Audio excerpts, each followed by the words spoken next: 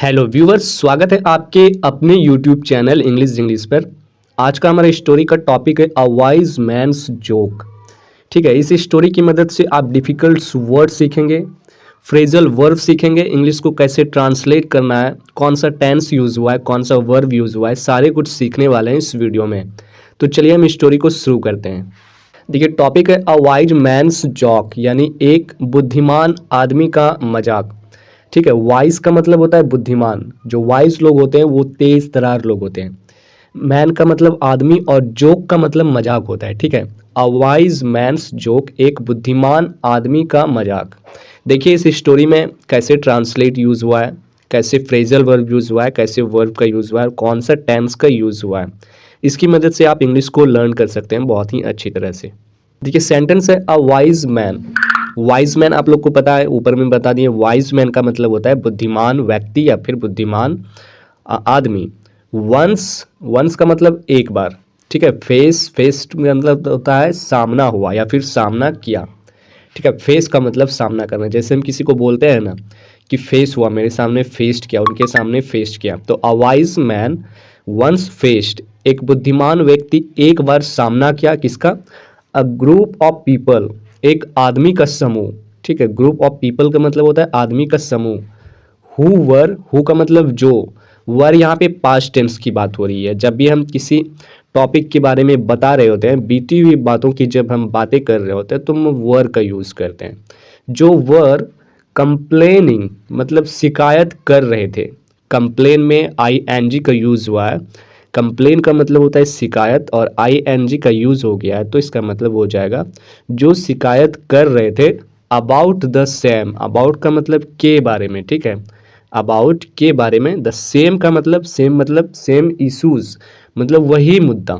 ठीक है, over and over का मतलब होता है बार बार। ठीक है, ओवर एंड ओवर का मतलब होता है बार बार, अगेन, दोबारा। यानी कि इनके कहने का मतलब है कि एक बुद्धिमान व्यक्ति का जो सामना हुआ, जो ग्रुप ऑफ पीपल्स के साथ, जो कि कंप्लेन कर रहे थे बार बार सेम इश्यूज पे, सेम मुद्दा पे, बार बार, अगेन। ठीक है, वन डे, एक दिन क्या हुआ, instead of listening to the complaints, एक दिन क्या हुआ, उनका कंप्लेंट सुनने के बजाय। ठीक है, एक दिन उनका कंप्लेंट सुनने के बजाय, इंस्टीड का मतलब होता है के बजाय, ऑफ लिसनिंग, लिसन का वर्ब फोर्थ यूज हुआ है यहाँ पे, लिसनिंग टू द कंप्लेंट, शिकायत सुनने के बजाय क्या हुआ, देखते हैं फिर आगे स्टोरी में।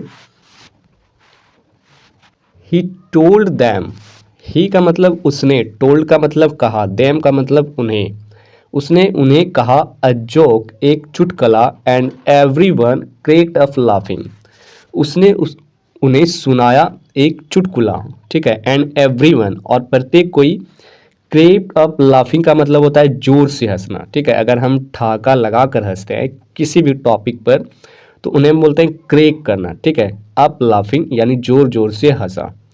देन फिर, द मैन रिपीटेड, उस आदमी ने रिपीट किया, उस आदमी ने दोहराया, द जोक, चुटकुला को जो है उस आदमी ने दोहराया। अ फ्यू पीपल, कुछ लोग, स्माइल्ड, कुछ लोग इस बार क्या हुआ, स्माइल्ड किए यानी मुस्कुराया।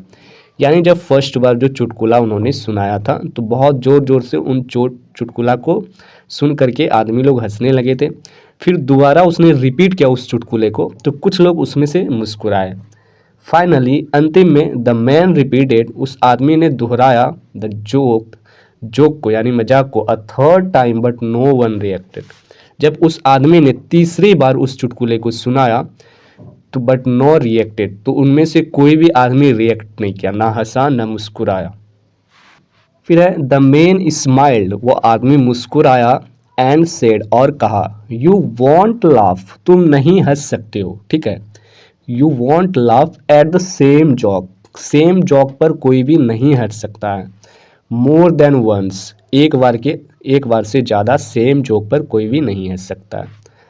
सो व्हाट आर यू गेटिंग, इसलिए क्या तुम, getting from continuing to complain, क्या तुम बार बार कोई भी चीज़ को लेकर शिकायत कर सकते हो अबाउट द सेम प्रॉब्लम। इनका कहने का मतलब, उन आदमी का समझाने का जो तरीका था, उनका कहने का मतलब था कि जब तुम एक चुटकुले को सुन करके बार बार नहीं हंस सकते हो तो सेम प्रॉब्लम को बार बार कंप्लेन करके क्या तुम खुश रह सकते हो। ऐसा उसका कहने का मतलब था। तो इस स्टोरी से हमें मोरल क्या मिलती है? मोरल यानी मिलती है सीख। क्या मिलती है? You are not going to get anywhere. तुम कहीं भी नहीं जा रहे हो, तुम जहाँ भी जा रहे हो। इफ़ यू कीप कंप्लेनिंग, यदि आप कीप कंप्लेनिंग, यदि आप कंप्लेन को, शिकायत को रखते हो अबाउट द सेम प्रॉब्लम, जो सेम प्रॉब्लम है अगर उसकी बार बार शिकायत को रखते हो, but do nothing to fix it, लेकिन तुम उसका कुछ फिक्स नहीं कर सकते हो। Don't waste your time complaining. अब मतलब कि कंप्लेन करके, बार बार सेम चीज़ों का कंप्लेन करके तुम खुद का टाइम वेस्ट मत करो। एक्सपेक्टिंग अदर पीपल, मतलब कि दूसरे को एक्सपेक्ट कर लो, दूसरे पीपल को, बट शिकायत मत करो। To continue to react to your complaints, यानी तुम्हारे कंप्लेंट्स को कंटिन्यू लगातार रिएक्ट करेंगे। इंस्टेड, के बजाय, take actions to make a change, यानी उनके बजाय, एक्शन लेने के बजाय उनमें खुद में चेंज ला सकते हो। तो इस प्रकार के स्टोरी देख करके हमारे चैनल में बहुत सारे स्टोरीज़ पड़े हुए हैं, सारे स्टोरीज़ को देख करके आप इंग्लिश को लर्न कर सकते हैं।